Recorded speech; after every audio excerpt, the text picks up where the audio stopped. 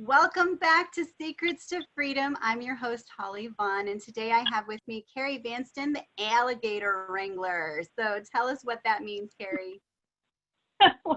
Well, it's a good question. It's the first thing that people usually ask me is, why are you the alligator wrangler? To back up just a little bit, I worked for a technology forecasting company for a long time, and what we found was that people didn't just want to forecast, they actually wanted to create the future, whether it was with a business they were with or whether they started a new business. And so my dad started the company years before, we came up with a list of best practices to actually find small trends that were going to become important so that you could grow your company or start, new businesses of your own. And that turned into a book called Mini Trends about that. And the book won a couple of Best Book Awards, and we started doing conferences and consulting and coaching around it. And it was great, but what I found was that there was just so many unhappy people out there, especially in corporate, that just didn't have the opportunity to, use their creativity, because they were in organizations with very fixed mindsets where, you do what you're supposed to do, this is what your job is, and, let us handle whatever else. And so, I started looking, right? Yeah, exactly. And what I did was I started looking around for ideas to help them, and that got me real involved with culture, and especially conscious culture, actually helping people, really have an effect on their companies, grow their companies in conscious ways. And but what I found was that, again, you could put Band-Aids on the culture, but unless the actual mindset of the leaders and the managers were growth-minded and, were open to those kind of things, it was just like putting Band-Aids on. And I started getting frustrated and overwhelmed, too, because I felt I wasn't making a sustainable change. So I started looking for, ideas to help in this situation, too. I found an amazing program, a 9-month executive coaching program that kind of taught me how to change that fixed mindset to an energized growth mindset. And it completely changed my life, but it gave me the ability to change other people's lives and then also teach them how to change their people's lives. So, one of the first people I talked to after this, someone brought me in and said, Carrie, I've got this list of to-dos this long. Things are falling through the cracks. My wife is upset with me because I never get home in time for dinner. I just had somebody quit on me. My team drives me crazy. I just feel like I'm in an alligator pit. I said, wow, I can completely identify with that, because I felt that way, and I know a lot of people I feel that way. And so, and it's not surprising, because we have, all of these expectations and frustrations and personalities snapping at us all the time, and it can really feel like that. So I told him, heck yeah, I can get you out of that alligator pit. I can get you out, I can keep you out, and I can keep you moving on to the future, to all sorts of fountains of opportunities. And I did, and that's kind of when I became the alligator wrangler. Awesome. That's an awesome story. So tell me about this coaching program that you went through to learn that mindset. Wow. It's all, the mindset is all about, we have a thought, a core thought, and that leads to an emotion, and that leads to a thought. Like, for example, one of my clients came to me. She had just became a top executive in a nonprofit. And before, she'd had a small little group of people she worked with, but now, because she was in a different, more of a outward-looking position, she was having to go out, and she was having to network with people, and she was expected to bring in clients and sponsors and members to the organization. And at first she thought, oh, wow, this is so fun. This is going to be great. I'm going to go out. I'm going to have fun. But pretty soon the realization came that, she was going to have to be going out at night. A lot of times she wasn't going to be really know anybody. And that, now she had, worst of all, now she had this agenda that, she had to get something from people. And she just, was completely frozen at it. She was like, she told me she was going to these meetings and she was clutching the steering wheel, and, oh, God, any excuse to go home. Did I leave the oven on? Did the dog get fed? And she finally would, arrive at an event, and she'd look around, and all she wanted to do was kind of fade into the wallpaper. And, it was perfectly understandable because her core thought was that, networking was fakey, and her emotion was miserable, and her action was, I had to hide behind a potted plant or something. So, what we needed to do is we needed to change that to something more positive, like, her core thought might be, okay, I have to do this. I'm going to move on with it. And her emotion might be, matter of fact, yeah, I'm going to do this. And her action might be, start meeting people. But if she could energize that even more and really be thinking, wow, how can I really help these people? How can I make a difference? Then she becomes excited, and then her action is to get out there and meet people. Mm-hmm. So what we did with her is, first of all, we looked at her value. And, her value in the situation, she thought about it, and she said, I really know everybody. I know resources all over town. I can really help people find whatever they need for their businesses.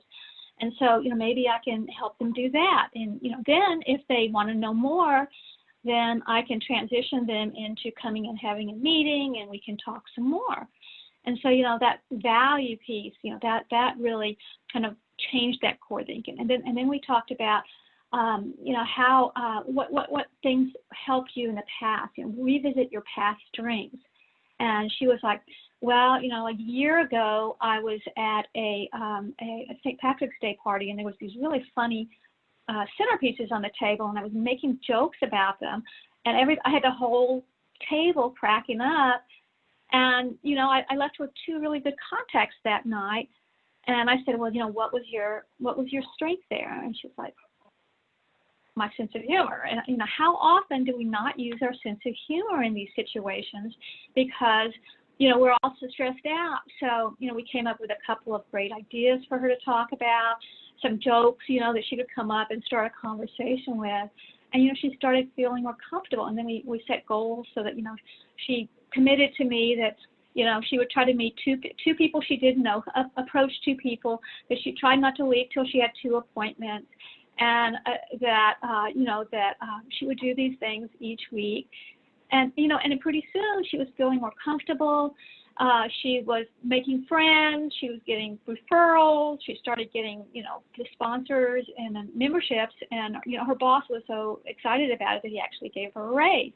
So it was all about changing that core thought to, oh, my God, networking is horrible, or whatever your thought might be, and finding real specific ways to raise that to higher levels. And, so you asked me what I got out of that. It was just really those techniques to consciously and intentional ways change that mindset to something more positive. Absolutely. And honestly, like, if you think about it, if you went out and you went networking right now, who do you want to hang out with? The girl that's having fun, or the girl that wants to really be stuck to the wall?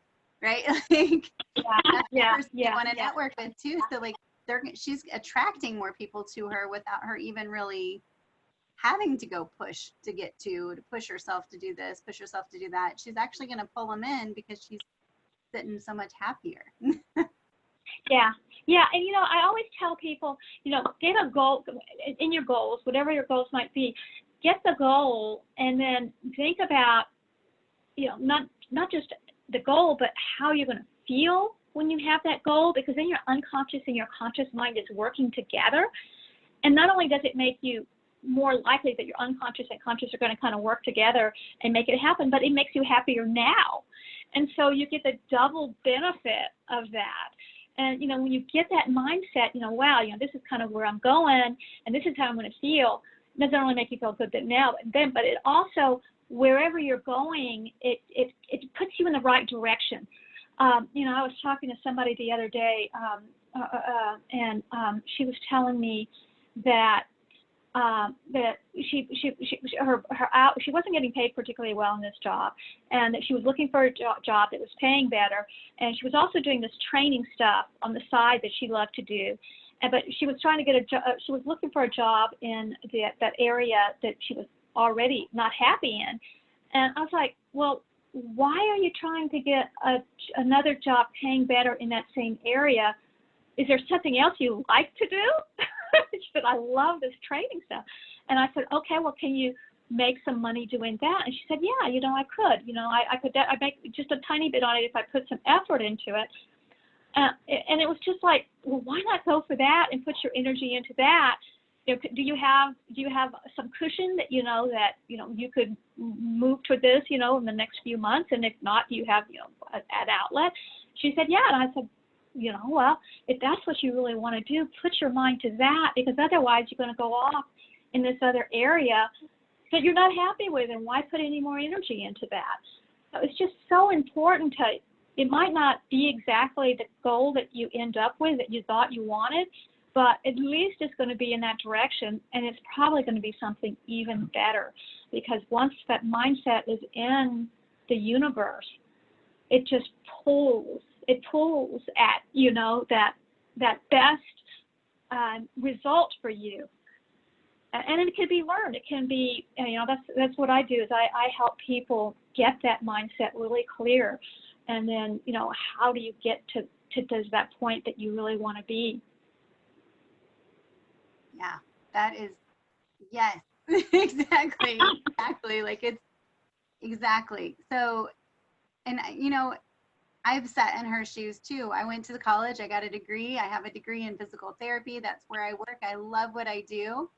And I also love another aspect of my world, and another aspect of my world that I get to throw some energy into as well, and really try to make those a profitable enterprise for me, not for the purpose of just making money, but for being able to give back, for being able to support my family, for being able to, help people out whenever I can, and just being able to say that I can. Like, that's huge for me. And I love that you say and. It's like you're not negating what you already have. You're just saying, and I want to add this. And as you add that, then you move toward that. And I even tell people that, sometimes people are stuck in jobs, and, what they really want to do is, if, for example, one of my clients, they really wanted to be more involved with make the happiness quotient of the company, but yet they were stuck in a technology part that they never really talked to anybody, and they didn't really have, they had a leadership role, but they wanted to talk to people, they wanted to get present, and they wanted to do fun stuff in their mind, and it was like, well, but I'm stuck in this job, I have to get another job. And what we worked on was, how can you find opportunities to connect with that department, for one? How can you make connections there and start choosing with it, talking to them, so that maybe, if they have an opening, maybe you can shift over to that area.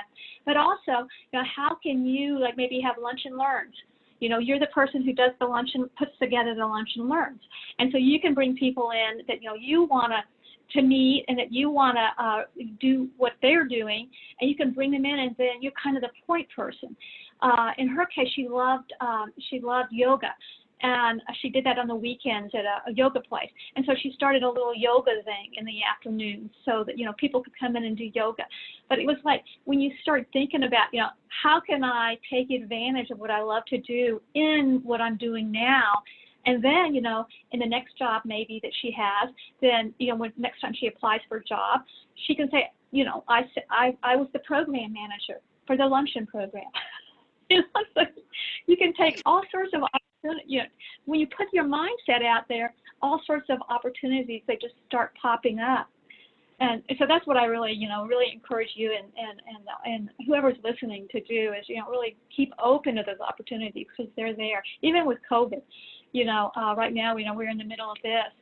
And, I have 8 tips that I've been giving. And it's interesting. I kind of came up with it to help people, and it turned into a presentation, and I've been giving the presentation to all sorts of people, to different groups, a couple of Rotary clubs, 3 or 4 businesses, the Austin Technology Council, and so I'm giving out to help, but at the same time I got Texas CEO Magazine published an article on my tips. The Austin Business Journal interviewed me last week, and it's just you try to help, you get out there and you give, and you have a set mind that, this is what I want to do. I want to help people, in my case, change their mindset to the positive, and then you go for it. And, all of us can do that. One of my clients, he's kind of frustrated because he has this SEO business, and there's just the business sort of slowed down, and so he started a new venture that he's been had in his back pocket that he's been wanting to work on, and he's been bringing his employees in to help on that because they don't really have much to do, and that's going to hopefully pay off for him in the long run. Another person I work with has had her hours real cut down, and so she's an artist on the side, so she's been developing her website, and she sold 2 paintings last week, and she was so excited about it. So, there's always, if you're open-minded, there's really all sorts of opportunities out there, no matter what situation you're in. That is, yeah, absolutely. That is awesome. And then learning just how to flip the switch, right? Like, so I'm not stuck here. How can I be of service now using the skills that I have, right? How can I still serve people so that I can still make my ends meet too, right? It's not. Good. No, you even talked about, I really didn't intend to get anything from this. I just was trying to help people out, but that's kind of that universal standard of give and receive, right? Give and receive. Yeah. It just keeps flowing that way, as long as we don't block that blessing, right? Yeah, and you expect that, good things are going to come from doing good things. Yeah. So, I think it's really important. And I kind of call that getting out of the alligator pit. And then basically staying out of the alligator pit is about win-win, about really being clear about what the other person wants. So, really, when you talk about secrets to freedom, it's about really when you know what the other person wants, then you can frame what you want around it. So I always say, in order to do that, one of my clients was struggling because his business was growing and his culture was, the relationships were changing, and so I have this great assessment that I give that shows kind of where your energy mindset is under stress and where it is under normal circumstances. And with him, he had a lot of visionary, energy mindset, but he also had a lot of compromise. And we think of compromise as being great, but actually it means we're both giving something of, not getting what we want. We're both dumbing down what we really want. So if you, as a leader, and we're all leaders in one way or the other, whether we're leading our companies, whether we're leading our churches, whether we're leading our families, or just, getting ourselves out of bed in the morning, the more that we can be leaders in thinking, how the other person, as a leaders, if we can find what the other person really wants and then frame that around what we want, then as leaders, we really help the situation to become a win-win. And we have 2 or more people winning, then that connects to a higher intelligence, that all sorts of visionary stuff that happens, intuition happens, all of that great stuff happens. And it's all about really caring about the other person, because that's what we really want. And that gets down to the core thinking too, is, how can I find out more about this person by being curious about them? And I told this particular client, I said, go out there and find out, what do the people that you work with, what do they do on the weekends? What are their dreams? What are their passions? Be curious, ask open-ended questions. So, a question, do you like your job? That's a yes or no question. But if you say, what do you love about your job? Suddenly that opens it up. Another thing is intuitive listening. Are you really listening to the other person? Because, like with the subject of listening, it's like, do you like that? No, I don't know if I like it. Oh, let me tell you all the ways you like that. Or with the kind of listening where, the person says, well, what do you think about, and the person says, I don't know if I like it. And you say, what don't you like about it? Why don't you tell me and I can give you some answers? So, that's a little bit different, and that's good. But if you do intuitive listening and you really listen between what they're saying and you watch their, their hand mannerisms, you listen to the tone of their voice, kind of watch what their eyes are doing, then you can really get into deeper communication with a person, and you can really kind of see what they're really thinking. And that's the kind of thing where the conversation opens up.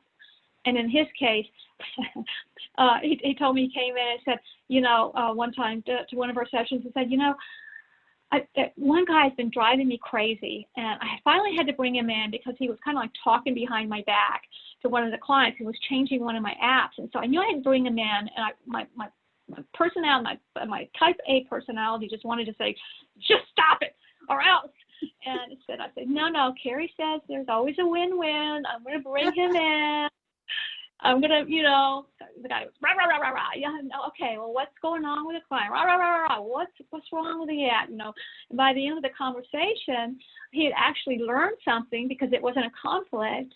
And the guy felt understood, and he didn't come with a black cloud over his head at the meetings anymore. And so Jeff was actually able to get out of some of the stress and overwhelm, but also keep this guy because he really didn't want him to quit. And he's being more productive and part of the team now. So, it's again that whole thing about communicating in a different way and changing that core thought. So that's kind of getting staying out of the alligator pit, and then we want to move on from the alligator pit by really being clear about our leadership whys. I think that's a beautiful, beautiful point. Leaders are so vital to an organization. If we don't have good leadership, then, everything else crumbles. And even whenever you're looking at just small businesses that are just, a couple of people running them, you feel like you're kind of the head honcho and you don't really have to, cater to anybody, or you're not worried about losing anybody. But how you treat those few people that you have with you, how you treat those people that are on board with you. If they feel appreciated, they feel heard, they feel seen, then they're going to stick around, right? Like that's the important thing. And if you want those people to stay, then that's how you get to play. You can't just always be making people wrong. And I think that is a big thing in leadership that, if you make everybody wrong around you because you always have to be right, then you will turn people away. Exactly. You'll turn people away. And you'll get so much more if you find out, if you strategize, and if you can find out what they want, then you can get more of what you want. And then the final step of that, the moving on step from the alligator pit, is really, being clear about why you want your whys. And, I always tell people, look at, why do you feel passionate about what you do? Why are you unique? And then, why do you feel like you have an impact? And, one of my clients, he is actually starting a community center here in Austin. And when I first met him, when we first started working together, he had just gotten out of corporate, and he kind of had a, my way or the highway type of attitude. And he needed to change that, because now he's trying to, he was an entrepreneur. He's really an entrepreneur now, and he needed volunteers, and he needed people to put money into it, and he needed partners, and he needed all this stuff. And so he wanted me to kind of change the way he came across. And so we talked, and it was like, well, what do you feel passionate about? And what he really felt passionate about, he has a spiritual calling to help millennials because they don't get involved with churches. But yet he found that many of they were successful but very lonely. And so, his kind of passion is to find a community for these people to go to. Everybody come, but really concentrate on the millennials. So that was kind of his passion. But what was unique was that he wanted to kind of cater to them by having real-time volunteer opportunities. So he's already gotten one partner, he's getting more. But actually, when people come to the community center, they know volunteer opportunities are happening right then. He's even planning to have a kiosk outside that kind of shows where, people are in need at that moment. Organizations are in need. So he's already got an app being developed on that. So, that's kind of his uniqueness. And then finally, what is his impact? And, what he wants to do is he wants to change his community and then spread that to other people. So now, he goes in to meetings and networking events and says, Solimar stands for personal growth, social good and making the community better. He's very strong, and he's confident about his why, and then people start following him. And that's kind of with my why too. My why is what my passion is to help people be happier in the businesses that they work in, so that they can grow and achieve wonderful things. And I'm unique because I have these techniques and methodologies around mindset. And then finally, my impact is hopefully, change the world in my own little way, just like you're changing the world in your own little way with this summit and all of the cool stuff you're doing. Absolutely. And that's beautiful too, because it just creates a ripple, right? So, and you mentioned that earlier, whenever you said something about, you worked with this person who then worked with their people, who then worked with their people. We're just creating that ripple effect. And it's just making the whole world a better place in the long run. It just takes a while for it to trickle down so that you can see how that ripple affected everybody. I love that. I love the way you phrased that. That was great. We're all very connected, and sometimes it's hard to see that, especially now that we're doing so much online, right? Like we're doing so much through all of the Zoom meetings and things like this. But I think that's almost brought us even more connection, just because we know we can't see each other, hug each other. So we're seeing each other electronically face to face, right? Actually, I think it's going to be wonderful. I think we're going to go back to a hybrid of both. But seeing that, having the personal come into the professional, so it's not so professional anymore. It's the personal and the professional. But just the fact that we've gotten, I've done Zoom for a while, but it's always been kind of a learning curve. It takes 10 minutes before everybody figures out, are we in the right place? Are we doing the right thing? And now the learning curve is already there. I've been hosting my 8 tips presentation, so I've gotten really good at hosting. I've been really good at presenting on others, and I've been setting up. I was only doing all of my my coaching sessions on the telephone, and now I've been kind of a hybrid of it. But I'm feeling more and more comfortable doing it online because people can get on right away, and you can see the people, and you see them close up. And when you go to now, if you go to one with a lot of people that are showing, you can see who's there instead of walking into a meeting and, there's a bunch of, networking thing with a bunch of people. You have no idea where to start. And, you can kind of see, oh, yeah. And then I can send a little note to so-and-so and say, oh, hi, how's it going? Right, on the chat. I think it's going to be amazing that, we've been forced to shift into this online world, and I think it's going to be amazing. Gosh, I'm sure you have too. We've had a couple of Zoom parties in my family, and we've had people from I have my niece is in New York, just had a baby. My nephew in California, and my niece in Los Angeles is an actor. We all actress. We all get together, about 10 or 15 of us, and we each talk about what's going on. And, we didn't do that before. So I think it's going to, have all sorts of opportunities, unexpected and opportunities out there for all of us. I think that is so cool. That is just so neat. And that we could all be, you could have 2 coasts together in the same little Zoom room and everybody's getting to catch up. I think that's beautiful. Yeah. So I think so too. All right, my dear, I believe you have something freebie to offer the audience. Is that correct? Yes, I do. I have a 12 quick and dirty ways to get out of the alligator pit. So happy to offer that. Also, if anybody would like to have a half-hour free coaching session around an alligator pit you might be in, I'd be happy to offer you that too. That is wonderful. Thank you so much. How kind and generous of you. That's wonderful. Well, thank you for having me on the show. Absolutely, absolutely. Any other parting words for us? Any other sneaky tricks to get out of the alligator pit? Well, practice gratitude.